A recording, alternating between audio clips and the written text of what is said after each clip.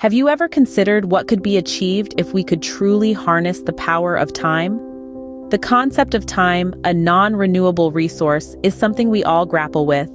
Let me invite you to join me on a journey of understanding the true value of time through a tale. This is the story of two ambitious entrepreneurs, Jane and Alex. Both were equally talented, had similar backgrounds, and the same amount of resources at their disposal. They both started their ventures at the same time. However, their approach to time management was starkly different. Jane, a true go-getter, believed in seizing the day. She was always on the move, juggling multiple tasks at once, trying to make the most of every single moment. She was convinced that the more tasks she could tackle, the more successful she would be. On the other hand, Alex took a different approach. He valued the power of planning and prioritization. He believed in the mantra, "Work smarter, not harder." He would start each day with a clear plan, prioritizing tasks that would drive his business forward and delegating or eliminating tasks that were not essential. He understood that time, once gone, could never be retrieved. Fast forward a few years. Jane's business was doing well, but she was always firefighting, always in a rush, and she barely had time for herself or her loved ones. She was successful, yes, but at what cost? Alex, meanwhile, had not only built a successful business, but also had time to pursue his other interests and spend quality time with his family.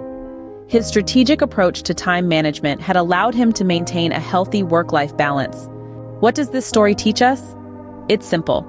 Time is the most valuable asset we have. How we choose to spend it can make a significant difference in our lives.